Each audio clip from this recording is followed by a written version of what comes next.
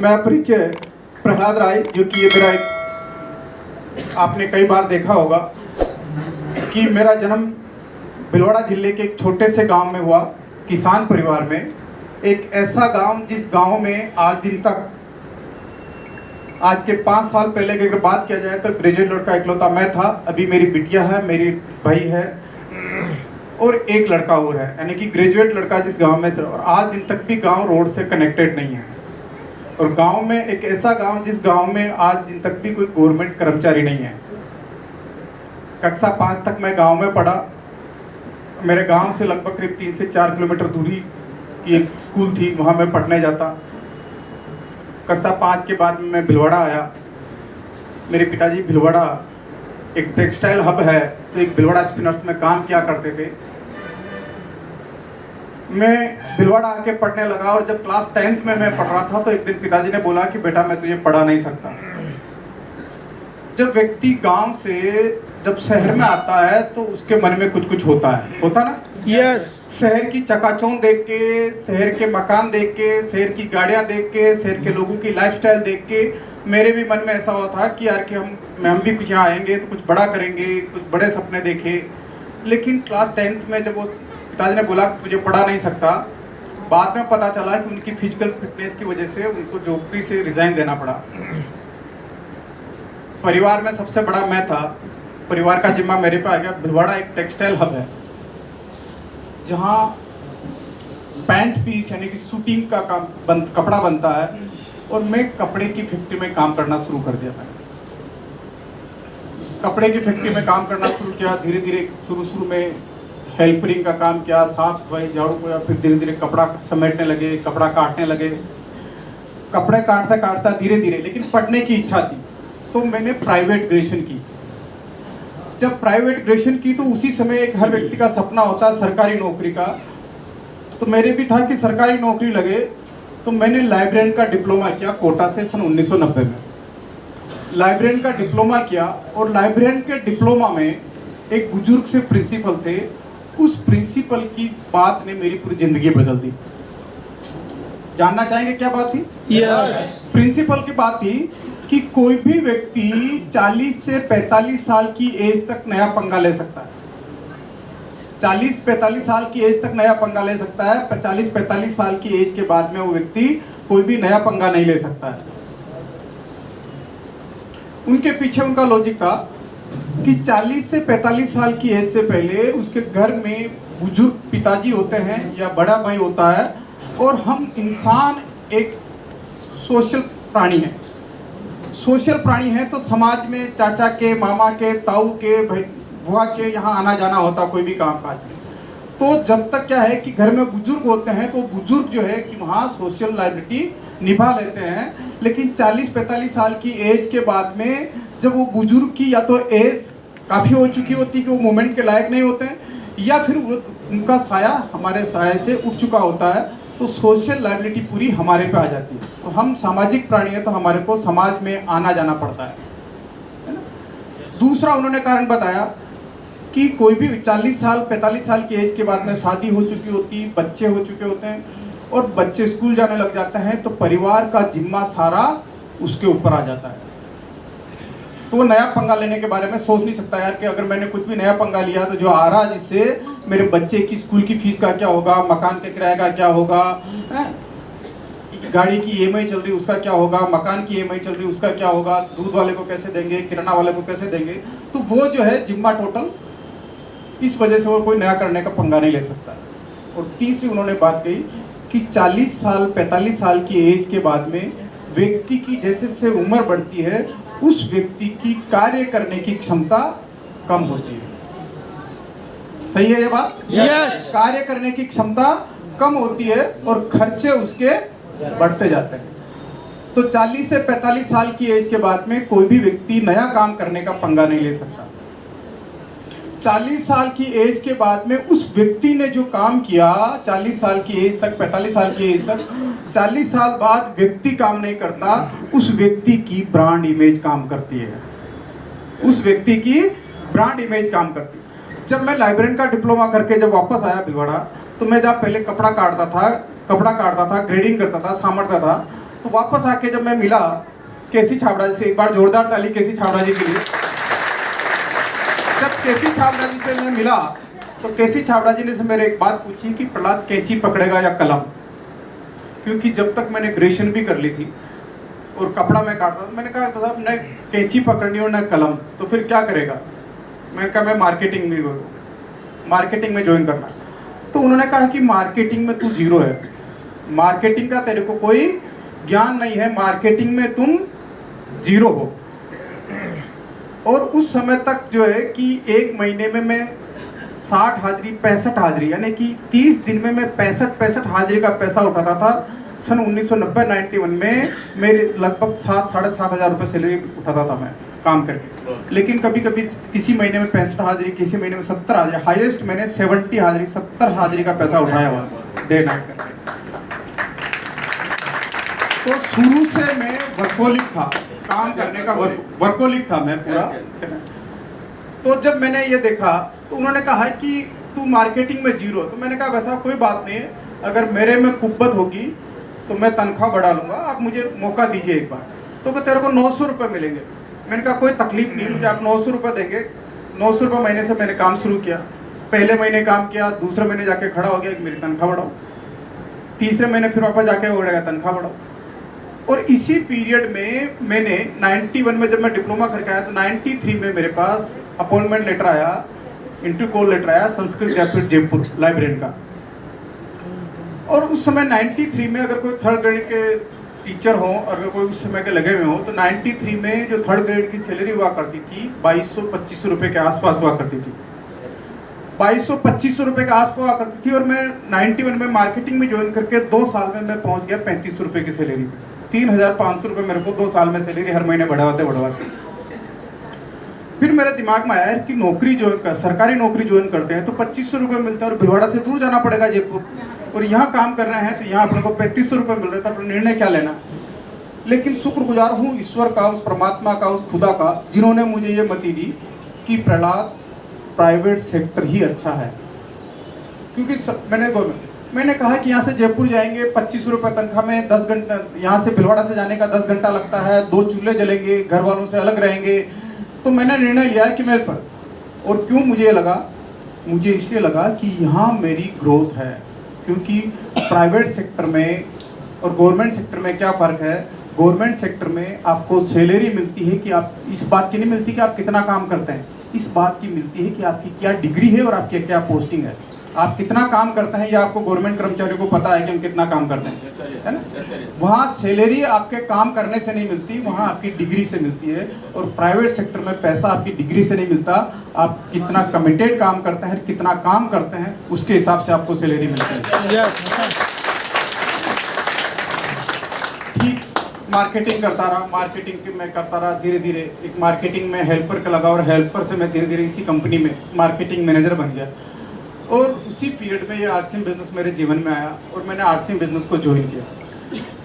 पहले महीने मैंने काम किया, पहले महीने मेरी इनकम आई 544 रुपये। दूसरे महीने काम किया, दूसरे महीने मेरी इनकम आई 3500 रुपये। तीसरे महीने काम किया, तीसरे महीने मेरी इनकम आई 6,500 रुपये की इनकम आई। और चौथे महीने काम किया और चौथे महीने मेरी इनकम आई 14,000 रुपये की, 13,500-14,000। और जो ही 13,500-14,000 रुपये की इनकम आई, और हमारे जो सेठ जी उन्होंने बोला कि प्रहलाद या तो आरसीएम करेगा या नौकरी करेगा। अब बड़े असमंजस की स्थिति में कि क्या किया जाए, कि नौकरी करें या आरसीएम। तो मैं गया टीसी सर के पास, मैंने कहा भाई साहब बात प्रॉब्लम ये है, इस तरह से है कि बड़े भाई साहब बोल रहे हैं, क्योंकि टीसी सर के बड़े भाई साहब थे केएल छाबड़ा जी, जो अकाउंटिंग देखते थे, और वैसे भी मार्केटिंग और अकाउंटिंग वाले का 36 का आंकड़ा होता है।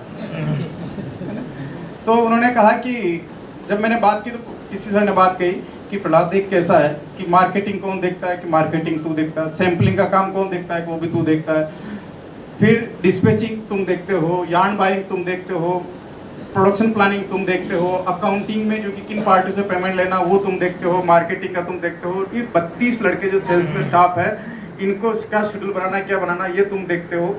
और मैं भी इधर से आ गया कि मैं देख सकता था मार्केटिंग जो है कि अगर तुम भी निकल जाओगे तो मार्केटिंग डिस्टर्ब हो जाएगी, इसलिए तेरे को आरसीएम नहीं रख, जब तक भाई साहब है जब तक उधर तेरे को काम करना है। जब ये बात कही तो देखा क्या है कि मन में रोज तो आता ही ना, क्योंकि पर दूसरा मोरल बाउंड क्यों है कि जहाँ से मैं जीरो से हीरो बना, यानी कि जिस कंपनी में मैं झाड़ू पोछा लगाता था वहीं से मैं एक मार्केटिंग मैनेजर बना, तो मेरी मोरल ड्यूटी भी है कि जिन्होंने मेरे को जीरो से हीरो बनाया तो उनकी बात को मानना।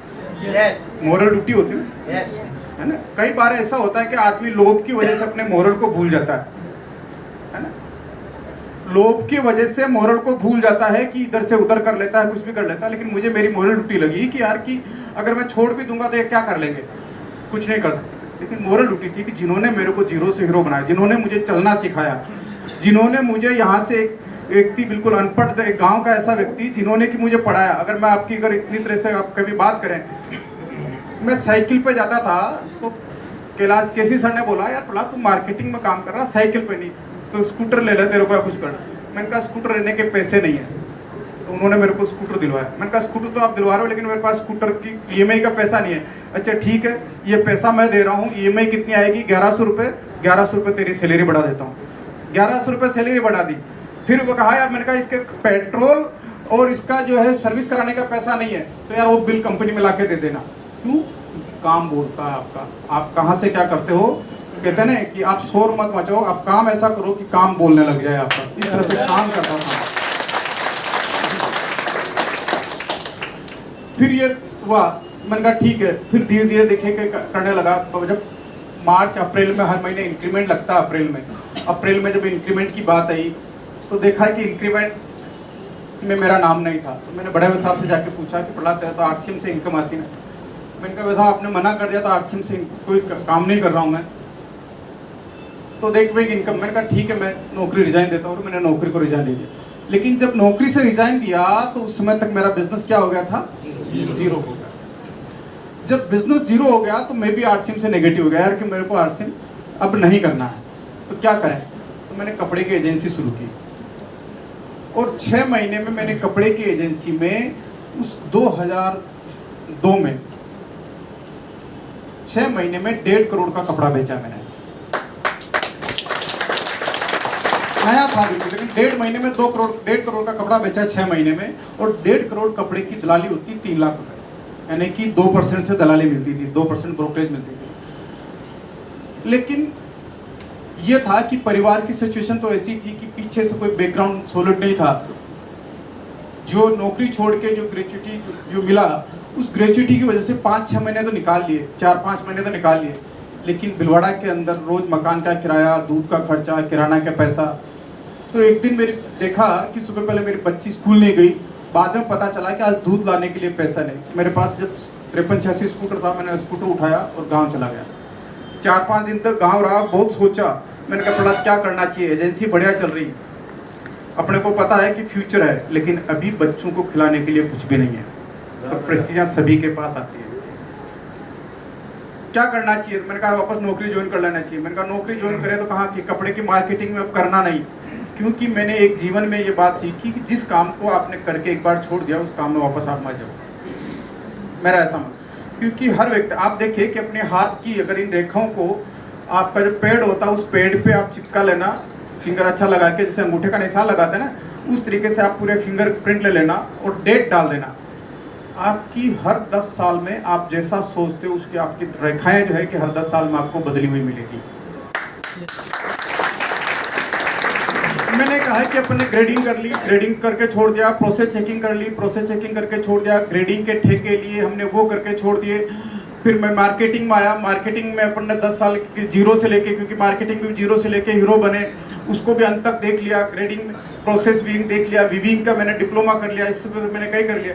तो और लाइब्रेरियन का डिप्लोमा कर लिया, लाइब्रेरियन की नौकरी लगी नहीं, और अब एजेंसी कर लिया, अब एजेंसी भी नहीं, वापस अब नौकरी करेंगे, वापस किसी दूसरे सेक्टर में करेंगे। और मैंने वापस जब डीसी सर को फ़ोन किया 28 अक्टूबर 2002 को, 28 अक्टूबर 2002 को मैंने फ़ोन किया, सॉरी 28 अक्टूबर 2001, 28 अक्टूबर 2001 को मैंने फ़ोन किया, वैसा मुझे नौकरी करनी है, ऐसे मेरी सिचुएशन ऐसी। तो कहा किसने मना किया तेरे को, पहले आ जाता। मैंने कहा ठीक है। और मैंने 29 अक्टूबर को वापस नौकरी ज्वाइन की आरसीएम बिजनेस में। अब नौकरी ज्वाइन की तो क्योंकि सिचुएशन तो घर से हम वैसे गए, तो जाते पहले नौकरी की और शाम को जाके कहा भाई साहब 20,000 रुपये एडवांस चाहिए, 20,000 रुपये एडवांस ले। फिर वापस 31 को जाके अक्टूबर को फिर कहा कि 20,000 रुपये एडवांस चाहिए। क्योंकि जब मैं बच्चों को वापस यहाँ लाया तो मुझे मकान किराया, किराना का सारा पैसा देना था, और धीरे धीरे मैं काम करता रहा। और ठीक इसी तरीके से जब काम करता रहा, जब कंपनी यहाँ काम किया मैंने नया, मार्केटिंग भूल गया, ग्रेडिंग भूल गया, सब कुछ वापस यहाँ मैंने काम किया, और कंप्यूटर कुछ आता नहीं था। लेकिन धीरे धीरे आप ये देखेंगे कि उस समय सब्बीर खान जी जो पुराने लोग हैं कि फार्म जो है हाथ से भरे जाते थे, फार्म वहाँ आते थे, छोटी छोटी पर्चियाँ हुआ करती थी, सारा बिजनेस फाइलेशन करने का काम मैं देखता था। वहाँ पर भी मैंने पूरा कस्टमर रिलेशन सर्विस, डिस्पैचिंग जो कि पहले आरडीआर हुआ करती थी, आरडीओ का काम, प्लस फॉर्म की मैचिंग या जो फॉर्म फीड करवाना, सारा काम मैं देखता था बिजनेस फाइनेंसिंग करने का। और कंप्यूटर का कोई नॉलेज नहीं होते हुए भी बिजनेस में फाइनल कर लेता था कि यार जो आज, क्योंकि पहले 60 दिन 90 दिन लगते थे बिजनेस फार्म फीड करवा के बिजनेस फाइनेंसिंग, ये सारा काम, ये सारा देखते देखते मैंने एक दिन भाई साहब से बात की, देखिए भाई साहब सैलरी मैंने उस टाइम पे डिस्क्लोज नहीं की, 6 महीने 7 महीने गुजर गए, क्योंकि डिस्क्लोज करने की जरूरत नहीं थी, मेरे को जितना चाहता मैं पैसा लेके आ जाता, कितना देंगे पता नहीं। मैंने कहा कम से कम पहले यहाँ मेरे को दे रहे थे पैसा, अच्छा अगर कम भी देंगे तो 15,000 रुपये तो देंगे, क्योंकि उस समय मेरी 18,000 रुपये सैलरी थी। तो मैंने कहा जो भी देंगे ठीक है, जितना पैसा चाहिए अपन लेके आ जाता था, उनको ये नहीं कहा कि आप कितनी सैलरी लगाएंगे, और मैं पूछना भी नहीं चाहता था कि भाई, जब मैंने एक दिन ऐसे ही बात की कि भाई साहब ऐसा है कि पता नहीं आप सैलरी तो क्या लगाएंगे मुझे पता नहीं, लेकिन मेरे को अगर आप परमिशन दें, क्योंकि बड़े भाई साहब ने आपने देखे कि मेरे को पहले आरसीएम करने की अनुमति नहीं दी, मेरा बिजनेस सारा वो ऐसा खत्म हो गया, फिर मैंने एजेंसी की मैंने, तो मैं पूरा नेगेटिव हो गया, मेरे को नहीं करना था। लेकिन अब मेरा मन हो रहा है कि मैं वापस आरसीएम बिजनेस करूं, अगर आप परमिशन दें तो मैं आरसीएम नौकरी के साथ साथ मैं बिजनेस करूं। उन्होंने कहा ठीक है कर दो शुरुआत। मैंने जब मैंने शुरुआत की तो उन लोगों से मैं मिला, क्योंकि उनका सब बिजनेस शुरू हो गया, तो उन लोगों ने कहा कि बिजनेस नहीं चलेगा, क्योंकि भिलवाड़ा उस समय सिर्फ एक पैंट पीस कपड़ा था, शूटिंग थी सिर्फ पैंट पीस, और मेरा बिजनेस जीरो हो गया, यानी कि कुछ भी नहीं चल रहा था, 1 लेग में बिजनेस। ऐसे कितने लोग हैं जिनकी कि 1 लेग में बिजनेस चल रहा है और अभी उनका सेकंड ग्रुप में बिजनेस कम चल रहा है, बहुत सारे। मेरा भी ऐसा हुआ था, है ना, चिंता करने की कोई बात नहीं है, मेरा भी ऐसा ही हुआ था। और जब मैंने ये बात की तो मैंने कहा क्या करें, तो मैंने उन लोगों से मिला तो उन्होंने कहा कि बिजनेस नहीं चलेगा यहाँ पर। और अब मैं अगर मेरे परिचित, अगर मैं रिश्तेदारों में जाऊँ तो रिश्तेदार सारे, क्योंकि ये देखिए कि मेरी बहन की शादी में मैंने भी धोती पहन रखी है, तो मेरे रिश्तेदार सारे धोती पहन वाले हैं। उन धोती पहनने वालों को मैं पैंट पहनाने से रहा, है ना, तो मेरी भी लिस्टें नहीं थी। ऐसे कितने लोग जिनको ऐसा लगता है कि यार कि मेरी लिस्टें नहीं है, मेरे पास अच्छे लोग संपर्क में नहीं जो बिजनेस करने वाले, है ना, मेरी भी लिस्टें नहीं थी ऐसे, मेरी भी ऐसे लिस्टें नहीं थी।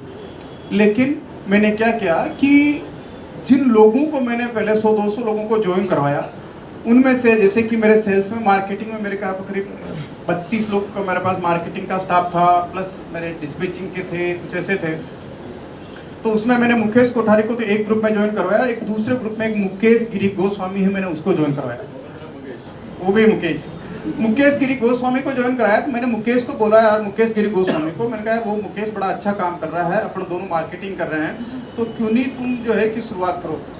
तो उसने कहा वैसा है कि भिलवाड़ा में तो ये बिजनेस अभी चलेगा नहीं, क्योंकि यहाँ पैंट पीस शूटिंग बनता है, शूटिंग के लिए कोई लोग लेते नहीं है एक पैंट पीस है, लेकिन कहीं अपन बाहर अपनी कोई ज़्यादा लिस्टें नहीं। मेरा भाई भी जो कि कनाडा में रहता है, और लेकिन मेरा भाई कनाडा में रहता है, उसका एक ससुराल पक्ष से मेरे लखनऊ में जो है कि मेरे संपर्क में है, लखनऊ से मेरे संपर्क में है।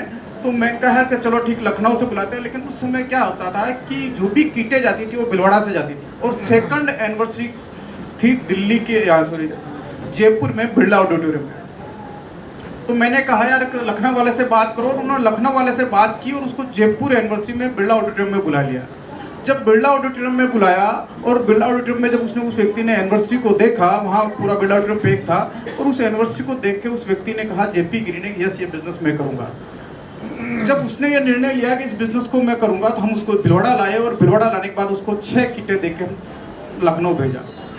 अब देखिए कि मैं यहाँ से मैसेज क्या देता, अगर किसी को भी ये लगता है कि मेरी लिस्टें नहीं है, अगर आपके टीम में एक व्यक्ति भी, 2 व्यक्ति को भी अगर आपने ज्वाइन करा दिया, तो उन 2 व्यक्तियों की लिस्टें भी आपकी हो गई। अगर आपके पास अगर लिस्ट नहीं है, लेकिन आप उन सही ईमानदारी से उन 2 लोगों की लिस्टों पे अगर काम करेंगे, तो आपको रॉयल्टी और टेक्निकल आसानी से आ सकता है, लेकिन लिस्टों पे काम करना आना चाहिए, लिस्टों पे काम करना आना चाहिए। और जब लखनऊ वाले ने फिर एक कानपुर में मुकेश यादव है, मुकेश यादव को ज्वाइन कराया जो रेलवे में ड्राइवर था। रेलवे में ड्राइवर के बाद उसने मुकेश यादव को बोला कि गिरिजी ने कि यार तू कभी हावड़ा जाए तो मेरे को लेके चलना। हावड़ा उन्होंने फ़ोन किया, यार मैं हावड़ा जा रहा हूँ। हावड़ा गए, वहाँ से केलकटा की शुरुआत हुई। केलकटा में जब उन्होंने बिजनेस की शुरुआत की तो उस समय 2002-1 के अंदर क्या होता था कि जितने भी फॉर्म आते थे, ना मोबाइल था ना लैंडलाइन हुआ करता था लोगों के घरों में। मैं जितने भी फॉर्म आते 60 दिन बाद 90 दिन बाद पता चलता है कि आपकी टीम में कौन व्यक्ति आ रहा है, और सबके फ़ोन नंबर देखते तो फ़ोन नंबर मिलते नहीं थे। अचानक एक दिन एक व्यक्ति का फ़ोन आता है कि मुझे केलकटा में 40 से 50 किटें चाहिए या मुझे बहुत सारे लोगों को ज्वाइन करवाना है। मैंने उनसे पूछा आप क्या करते हैं? सर मैं यहाँ डिफेंस के अंदर मैं स्टेनोग्राफर हूँ और मैं मेरे ऑफिस का फ़ोन नंबर है, आप मेरे को कभी भी इससे संपर्क कर सकते हैं। मैंने उनको एक बात बोली कि देखिए क्या है कि मैं ऑफिस के वर्किंग टाइम में तो मैं बात नहीं कर सकता आपसे, लेकिन आप अपनी टीम में लोगों को बोल दीजिएगा कि रात को 9 बजे से सुबह 6 बजे के बीच में आप कभी भी मेरे को बात कर सकते हैं। कौन सा टाइम दिया मैंने? रात को 9 बजे से सुबह 6 बजे के बीच में, क्योंकि सुबह 8 से 8 में नौकरी करता था 12 घंटे की। 8 से 8 12 घंटे की नौकरी करता था, इसलिए उन लोगों को टाइम दिया मैंने सुबह 9 बजे से 6 बजे का। और लगभग धीरे धीरे कुछ उन्होंने ऐसे लोगों को मेरे नंबर बांट दिए। रात को 9 बजे से 6 बजे तक फ़ोन आता, और ईश्वर गवाह है, खुदा गवाह है कि 4.5 साल तक मात्र मैं 1 से 1.5 घंटे सोता था। 4.5 साल तक 1 से 1.5 घंटे सोता था। और दूसरा डायरेक्ट सेलिंग का एक बहुत बड़ा अपवाद भी हूँ मैं। अपवाद कैसे? कि जब पहली बार स्टेज पे मैं तब आया जब मैं स्टार रूबी हो गया था। क्या बात। स्टार रूबी से पहले लोगों को पता ही नहीं, क्योंकि मैं राजस्थान रहने वाला था, भिलवाड़ा का हूँ, लेकिन मेरा बिजनेस था बंगाल, बिहार, उड़ीसा, जहाँ से कोई राजस्थान में मैंने काम किया। वहाँ से क्योंकि लखनऊ से बिजनेस केलकटा चला गया, केलकटा से उड़ीसा चला गया, उड़ीसा से फिर बंगाल से धीरे धीरे बिहार चला गया। तो मैं कहीं गया, लेकिन केलकटा जब गया तो मैं बिहार और बंगाल भी मैं कभी गया नहीं। 8 साल तक तो मैं सिर्फ केलकटा ही जाता रहा। केलकटा के अलावा मैंने कहा आगे जाना आपको, जो मैं केलकटा तक ही आऊँगा। और मैंने बिजनेस को पार्ट टाइम किया। और जब 5th एनिवर्सरी में जब मेरे को स्टेज पे बुलाया गया, पहली बार नाम लिया, क्योंकि वो स्टार रूबी में नाम देखा तो यार ये कौन है। जब नाम डिस्क्लोज हो गया स्टार रूबी में, पहली बार जब स्टेज बुलाया, अगर आप सूरत की एनिवर्सरी देखेंगे तो मेरे मुंह से एक ही बात, जब बुलाया तो बड़ा पसीना हो रहा, दूज रहा हूँ, कैसे बोलना नहीं आता, कुछ करना नहीं आता, एकदम से पसीना हो रहा। और वहाँ मेरे स्टेज पे एक ही बात निकली कि एक आम आदमी पूरे 30 साल में जो पूरे जीवन में कमाता है वो आरसी मात्र उसे 3 साल में दे सकता है। क्या बात है। 3 साल में दे सकता है, लेकिन कब? जितने घंटे आप 30 साल में काम करते हैं, उतने घंटे अगर आप आरसी में काम करें, आप किसी भी दुनिया के किसी भी काम में अगर आप 10,000 घंटे डाल देते हैं तो आप उस काम के महारथी बन जाते हैं। कितने? 10,000 घंटे। और यही आपको माइंड सेट करना है।